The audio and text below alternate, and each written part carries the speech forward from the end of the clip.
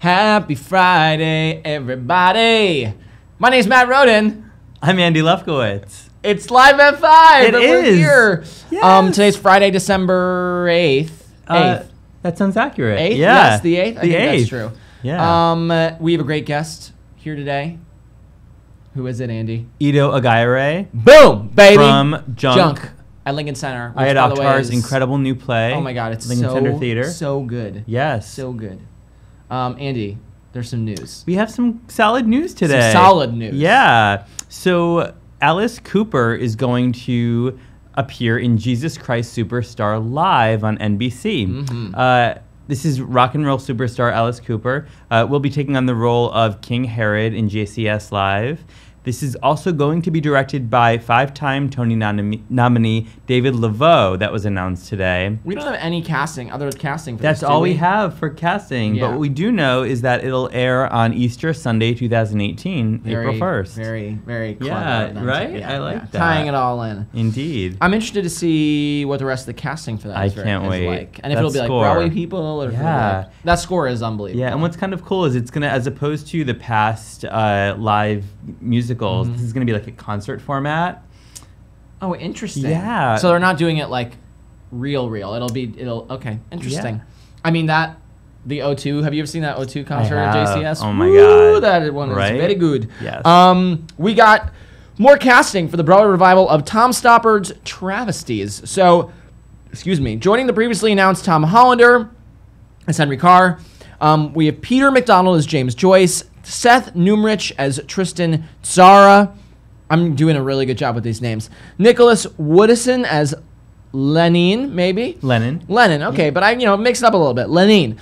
Scarlett Strallen as Gwendolyn. Sarah Tom Ham as Cicely. Opal Aladdin as Nadia. And Patrick Kerr as Bennett. The show's directed by Patrick Marber, and it begins previews on March 29th, opens April 24th at the American Airlines Theater, where Time in the Conways is currently playing. Or just closed. Just actually. closed. But John Lithgow's one-man show is opening there soon. That's right. So pumped for that. That's right. What else, Andy? Yeah, all right. So Once on This Island is receiving a cast album. Thank heavens. Heaven. Oh, gods. Oh, God. They heard my prayer. Yes.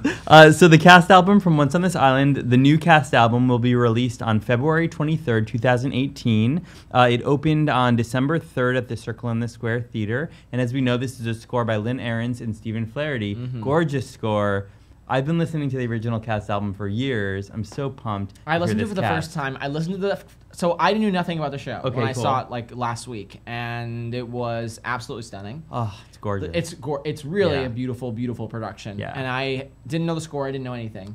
So then this week, I finally listened to the original cast recording for the first time, which is amazing. But I'm so glad that they're getting a cast recording. Incredible cast. It's so good. I'm so pumped about it. And the last little piece of news is that Zac Efron was on the Today Show this morning talking about Greatest Showman. Yes. They have a premiere in New York City tonight.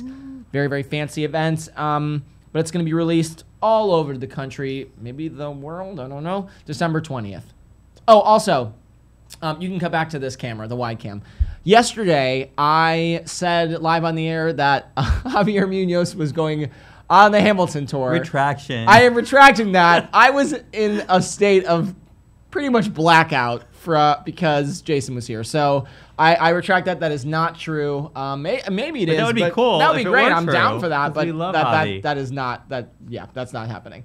He's on Broadway right now. He's leaving, and but he's not going on tour. So it came out of me, and I can't take it back. But here I am telling you that I didn't mean it. I was just so overwhelmed yesterday. Yeah, well. That's how I feel when you're here, Andy. Aw, dude. It's true. I hope you have a great weekend. I hope you do too. And we will be right back. In a few minutes with Ito Aghayere from Junk. Yes. These artists will come together for only one thing.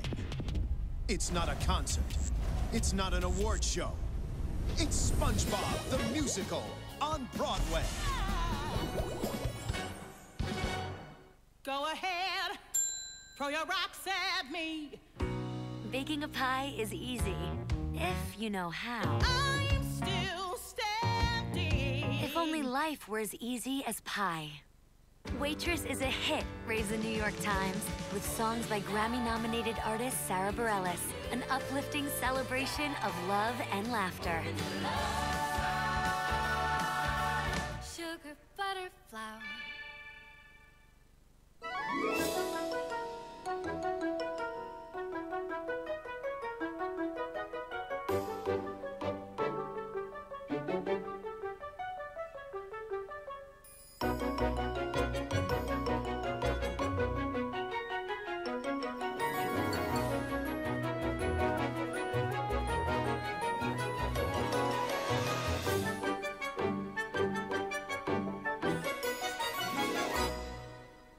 Ben Brantley of the New York Times calls The Book of Mormon the best musical of this century. This was my 4th time seeing it, and they still had me at hello. Winner of 9 Tony Awards, including Best Musical. The Book of Mormon on Broadway.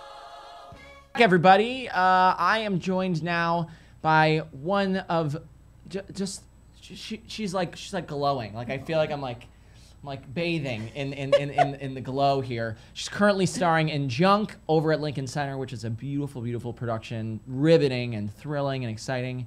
Ito Aghayere is here, everybody. Woohoo! You can follow the red light. The red light is whatever. Okay. That's the camera's on. How Amazing. are you? I'm well. Yeah. I mean, we were just talking. It's been an incredible experience to be a part of this play, but it's been terrifying in real life.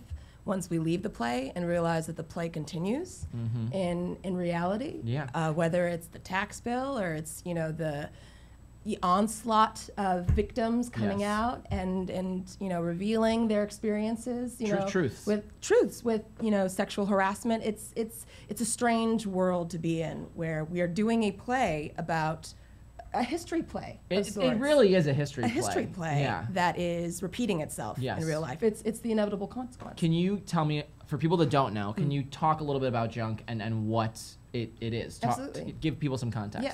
Junk is a play about how the moneyed interests of our world runs everything. Yeah. How it insidiously buried itself into the way that we do life. Ad, our amazing playwright, he once spoke to us about Eisenhower and how Eisenhower used to warn Americans about the industrialized military complex. The idea that one day the industrialized military complex will take over sections of society. And he's coined this phrase, the attention financial complex. The idea that we now live in a world that is run by the titans of finance. And the merchants of attention, the Googles, the Facebooks, the merchants of attention. The merchants of attention. And the fact is that to use the word again, they want us to be eating junk. They want us to be consumed with clickbait, and that is what the play is about. It's about how we got here, how they got our minds. It feels it's about. It's something that happened in the 80s about the junk bonds, but it feels so relevant because you're right. It is about how we got to where we are now and how money really is sort of the thing that kind of controls. It greases all the wheels. Everything. Greases all the wheels. You got money, you got political power. You got political power, you got leverage. You got leverage, you have money. And it's this cyclical thing that continues to leave certain people out. Whether it's artists or it's working class or it's black people or it's women, it pushes those people further and further out to the margins with no recourse to come back in. Right. It's nearly impossible. Yeah. You know what's crazy? Yesterday in the Twitterverse, I saw something that a young Republicans, a young conservative group had put up how excited they are to party like it's 1928 because that was the last time when Republicans held Congress, when they had their pick of Supreme Court. They had all branches of government, and the gubernatorial landscape was theirs. Yeah. Do you know what happened a year later? Fill me in. We had the worst depression we have ever experienced. And it feels oddly like each day we're getting closer and closer to we're just feeling our way blind. Just just keep going, keep going. Don't mind, let's make more. It's carpe diem. It's a scary world we live in. And go with that. because the world is so scary right now, how does it feel to be doing this show? Do you know what I mean? yeah. Like, what is that experience for you? I mean, it feels like my civic duty to do it. It honestly That's does. fascinating. We have our cast is we're about 25 people, and I've never been a part of such a group that is so single-mindedly focused on doing the play. I mean, all of the other stuff comes away. Yeah. There's no It's drama. about doing the work. There's no drama. There's such a familiarity and an intimacy Yeah. amongst us. Like till this day, I mean, we've been open for weeks. Yeah. You know, and have been in previews for weeks. There are still people. I'm one of them. We're whispering our lines to ourselves backstage, pacing, walking, because it's like it's in our system. You wanna now. stay in it, And yeah. and not only because that's what good actors do, but it's because it's so relevant. It's so important that we Yes. tell this story well. Yes. Because it's about shedding light on the 90%, or I should say the 99% that we don't think about, that governs the 1% that we do see. Yes. And it's a scary reality that we live in, that so many people are uninformed.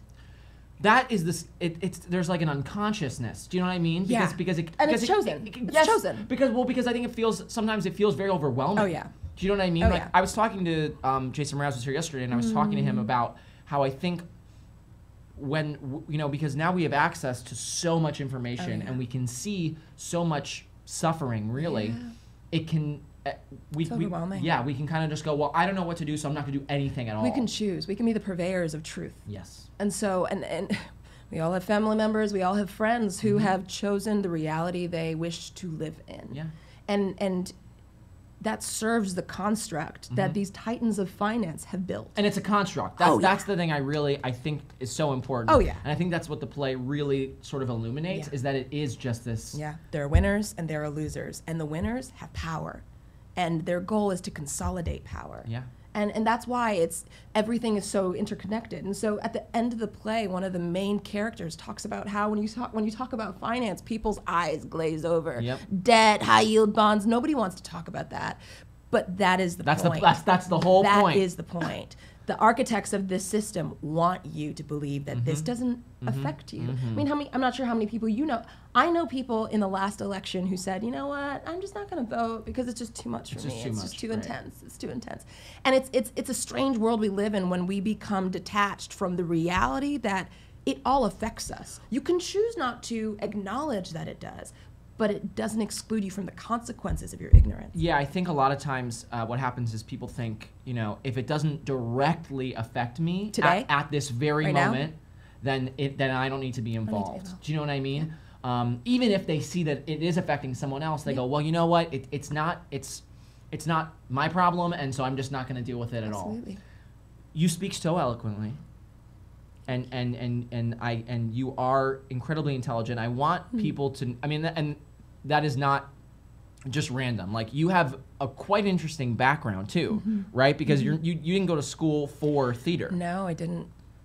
Tell me. I was brought up by West Africans. So, I mean, if you know nothing about Nigerians, we are an ambitious bunch that can speak for the whole country. But I mean, my parents, I like most second generation kids of immigrants, similar to, our playwright, Ayad, we have parents who had to sacrifice a lot for us to just have the opportunities that they had to fight for. Yes. That they consistently still had to fight for. And so in many ways, I didn't discover my love of storytelling the direct route. I discovered it through my love of politics, my love of narrative, the idea that a politician can spin a story. And the term spin is usually used pejoratively. Yes. But I actually think that the best politicians, at least the ones I admire, they're able to tell a story that encapsulates someone's narrative or the narrative of a people group in a way that captivates an audience. Yeah, it breeds empathy. And amongst people who might not otherwise be empathetic towards that people group or towards that. Yes. And I think that is something beautiful about the nature of story. And I think that's how I found my love of storytelling. And it was through politics. So I went to undergrad at Duke and studied political science and planned on becoming a lawyer, actually, which is ironic because I now play one on Broadway, which is amazing. My parents, they're not over the irony of that one. They're actually here. They're here tonight. They're here tonight? They are. They're seeing the show again. Oh, they've seen it, though. Okay. Yeah. But they're seeing it again tonight. But so I studied politics, did that, and I slowly found my way in undergrad into doing plays and watching plays. How did that happen? Well, it was always, I loved books. Okay. I was the kid when I was younger. My parents, I loved them because they would let me get away with things that I felt were. You thought you were being like really sneaky. I was like, ooh. Right. And it's really dorky. My nerdism is going to come out here. I want it. I would stay up. I would stay up till like 5:30 in the morning on school nights, finishing books, Yes! just reading books, like books and books and books, like from the Babysitter's Club to like literally, I kid you not, I would read like.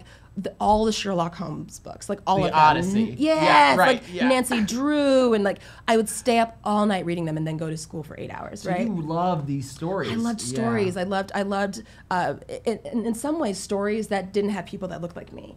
I was captivated by the number of stories there were about people who weren't like me. Yeah. Not Nigerian girl. Yeah. And I was captivated because I still fell in love with those stories. Mm-hmm. And I was curious as to whether or not there's a space for other stories about people groups and people who are not neutral in our society, who are other. And I think in some ways it's always been a passion of mine to tell stories that haven't been told before, to see stories be told that haven't been told before. Yes, ma'am. And I think that's what I loved about politics. I interned for Obama for a little was gonna bit, say. which was an amazing experience because I think at the heart of the advent of his candidacy was this idea of someone who is from the outside, Was an other, and can now tell a story about all the others. Yes. And I think that captivated me and won me and so many millions of people. Yes. And I think it's that drew me to acting in a way. It was literally just a decision I had to make that my parents let me make. They were like, we're not going to support you, so you're on your own. You got to make it happen. You're on your own. You got to go 3 years in Yeah. law school or 3 years in grad school. You're paying for it either way. Yep. So it was more a business decision for me. I was like, I do want to tell stories and I want to learn how to tell them well. So I went to Columbia, and it was the third best decision I made in my 20s. The for third sure. best decision. First was Duke. Second was my brother becoming my roommate, like hands down. Best thing ever? Yeah. Okay. And then third was Columbia. I'm fascinated because you didn't necessarily have an acting background, but you were able to get into an MFA program like that. That really is, prestigious and obviously like it did well. It did good for you. I'm very grateful. I think it had a lot to do with like acting out all the characters in every book that I read when I was a kid. In your mind, or all like the literally are all you the kidding voices? me? Are you kidding me? Yeah. All the No, voices, yeah. all the voices, Yeah. modulations, all the Harry Potter books, like God bless Steve British Fry. accents. British Yep, accents. the whole That's thing. where I learned RP. There you go. Reading Harry Potter as a Yep. 9-year-old. That uplifted. Always, yes. always yes. Cockney, Yep. all that. It's Mhm. great. It's great.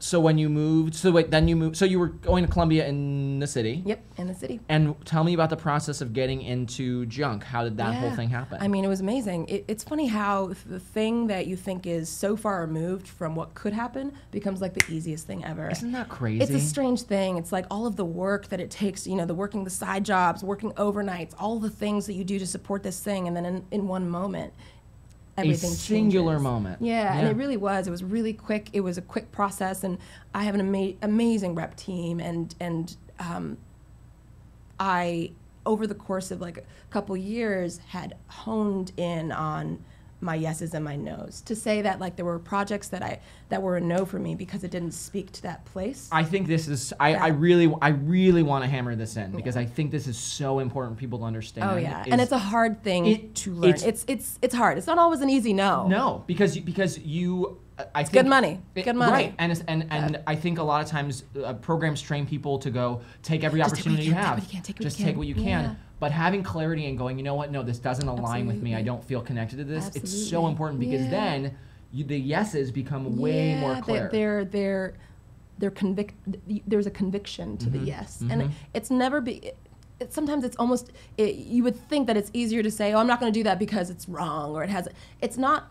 You can't qualify it that way. Sometimes it just doesn't speak to you or resonate with you, and so I didn't learn it right away, but learning, like getting to learn that. It's a process. It's a process. Yes. And like learning when to say no, when to say yes, allowed me to be a part of projects that really helped me hone in on my craft and play characters that were different and varied and nuanced, you know, and that was, Junk felt like the next step or the next rung in terms of that progression. Tell me about the first time you read the play. Oh man, first time I read it, like, and this is what I do when I read things that like wake me up inside. I usually throw it. I do. I throw things, not at people. Usually, just like in general. Just like, in general. Yeah, if I'm like if you're like pretty bombastic. Yeah, you're like, oh yes. Yes. Like, I swear. We're not allowed to swear, are we? You can swear. Okay, I say fuck. Great. I literally yelled out like fuck. Yeah. And threw it across the room. Because it was... It just resonated in such a way. Like, for anybody who hasn't seen it, the play, it lures you into thinking that you're watching something that's happened already. And then there are moments where all of a sudden, like past becomes present. And it's so electrifying and convicting at the same time, because you realize that you are culpable, that you have been a part of this. Yeah. And are a part of this, whether you choose to be a part of it or not. That was the crazy thing for me. That is what is so unsettling. Tell me about the conversations that you guys are having as a cast, because you said it's a cast of 25. It really is. Obviously, there are people that are, I guess, on stage quantitative more time, but it does feel like a very ensemble piece.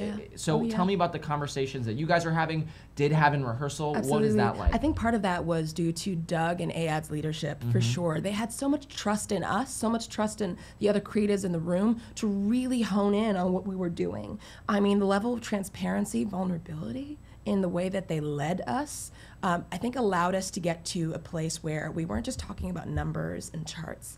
We got down to the roots of things, the roots behind why we justify the wrong things that we do. Because every character in this play, there's no good characters in this play, there's no bad characters in this play. Which I love. You believe the last person who spoke. And that's in a style of Shakespearean history plays, where everyone is a hero in their own tale. Everyone has a justification for why they must do the thing that they do. As unethical as it may seem, there is some there's some anchor. And I think being able to talk about those things on an individual level for each of us in the early days, like as a cast and with other creatives in the room, I think opened a space for us to continue that conversation. I mean, with the tax bill that just came out, with the Republicans pushing that through at 2 a.m. in the morning on a Friday or on a Saturday morning, it is shady. And they are unapologetic and they're unabashed in admitting that this is going to be a gift-wrapped present to their donors. Right. This is the play in real life. Right. And these are things that we talk about in the green room. These are things that we go head to head with each other about, like, well, what would happen if this happens? What would happen if this, like, do we invest? Do we buy in? Right. Do we buy stock in the stock market? Does that make me a part of the problem? All these questions. All the questions. But I have student loan debt, so what do I do? So I'm already in the system. How do I deal with this? It gets very complicated. I was going to ask you. So something you just said in there was that every single person in the show, there's not a bad guy or a good guy, because everybody has motives and reasons. And I think that again taps into the empathy thing, where it's an understanding of someone's perspective and actions, and instead of making a judgment, it's going, okay, wait a minute, I understand why you're doing the thing that you're doing. Yeah. Do you think? I mean, I think that is like the most powerful medicine, like, in the world. Like, I think the ability to take a step back and say, okay, if we're going to have a real conversation about this, I need to be able to understand where you're coming from. Where you're coming from in your perspective. Well, I think all those things that you just said, and I should say the lack of all those things that you just said, the inability for us to have civil discourse in our society, is what has led us here. Yes. I think Trump is the inevitable consequence of choices that we've made as a society to bifurcate ourselves, to polarize ourselves, left and right, Republican, Democrat, poor, rich. All of these things keep us separated and blinded to the thing that is actually not serving our interests. Because the fact is that the rise of the anti-establishment, it's not without reason. Of course. It's not without reason on both the left and the right. Of course. There is rationale for both sides. Yes. But what is dangerous is that you have the, authoritarian populism, Yes. which is everyone rallying behind a strong man. That form of populism, that form of anti-establishment rhetoric doesn't actually serve the people who are following after that strong man. Yep. And so you have this tax bill, for instance, that is supposed to help the working class that actually won't. Right. And then And people believe it. And people That- believe it. And then yeah. on the left, you have, reform populism, right? That's like, let's just fix democracy. Let's just fix democracy. But they don't have the infrastructure Right. and the money and the wherewithal to actually get to the root Right, of the the specific right. things, I mean, yeah. and then it comes to the larger question of, can you fix something that's inherently broken? It is Right. If we are heading towards a 1929, Right. with blinders on. Do we just need to call- uproot everything Yeah. and start again? And I say that knowing full well that there is no real answer to these things. No. You can't just start from scratch. You can't just say, oh, the Trail of Tears never happened. Yep. Sharecropping, Jim Crow didn't happen. Let's just start it. You can't do that. No. So then what are we left with? I think to your point, we're left with, let's just learn how to have a discussion again. You're entitled to your opinion. You are not entitled to your own facts. So let's just learn how to do that. How do we do that again? Because I think when we start talking to each other again, when we start looking each other in the eye, Yep.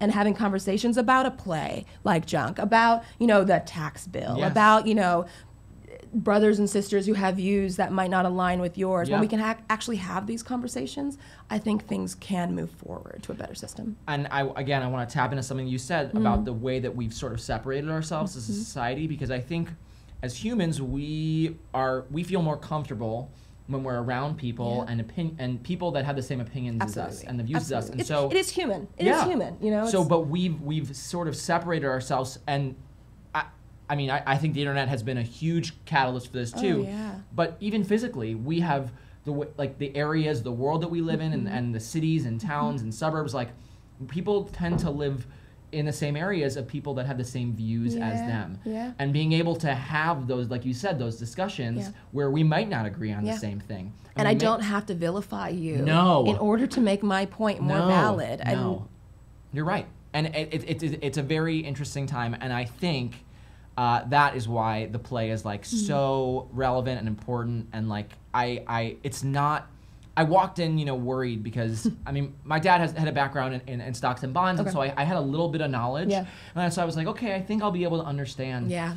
And I said, but for somebody that doesn't know anything, like, what What's are they gonna going to do? do? And Yeah, it is none of that. Yeah. It's not about the numbers. No. It's about like the human experience of that thing. Yeah, Ayad is, I admire this man so much, partly because I recently listened to an interview he gave, and he mentioned, he's like, I don't want people to walk away thinking, oh, well, I don't know what a junk bond is after watching that show, because he's like, it doesn't matter. It doesn't matter. Everything is about the hiding of the thing that it is. It's like everything, he said, everything on the stage is junk. We're all talking about invisible things. Right. It's none of it's real. None of it's real. Right. And it's like almost a meta commentary on the things we actually focus on, all the things that we put value on. Are they actually real? Our Instagram profiles and Our our Twitter followers, feeds, yeah. our followers, these things that we have attached value to. How That many cause- followers do right, you have? that cause Like, emotional turmoil and all of it, that people pay you money if Yes. you have more of. Yes, they do. These things are not real, and we are consumed with these things because it serves somebody's interest, and it may not be yours. And people are unconscious to it, And that's what I love this play, and I'm so grateful that it's happening. I'm so grateful that you're a part of it. Thank you. I'm grateful that you were able to come here today and hang too. out with me on a Friday. I know. And it's the day before maybe possibly snow, so maybe I heard that might be snow tomorrow. Like so magic I'm in the air. I don't know about magic. I'm like, No, I I'm think- not a snow I'm guy. Canadian, so I'm so like, you're like, bring it on. Yeah. No, I just want to wanted be in the just warmth. like just before Christmas. After Christmas, no. No more more- snow. no more snow. No. No Bring more on the snow. spring. I want like sunshine. I want sweatshirts and t-shirts. I don't want like. But sun, no snow. yeah, Gotcha. sun. No I'll rain. even take. I would even not rain. I'll take like clouds. Okay. But snow. Overcast, no snow. You know what I mean? Even when it's like beautiful and like there's like a choir singing or something. You're near like If I'm Rockefeller inside, You're ridiculous if right I'm, now. If I'm inside and I can like watch the snowfall, oh yeah, You're good. I'm like oh, great. No. But if you're outside, no not good. having it. No good. All right, fine. But you don't have to be outside in the snow when you're inside the Vivian Beaumont. Vivian Beaumont Theater. This is right. To see this beautiful, intelligent, smart, wonderful woman Sweetest. in Junk. And if you haven't, you should go see it. She's great. You're great. Have a great weekend. Have a great weekend. Thank you. Thank Happy you for being here. Friday. Happy Friday, everybody. Friday. We will see you on Monday, everybody. Bye.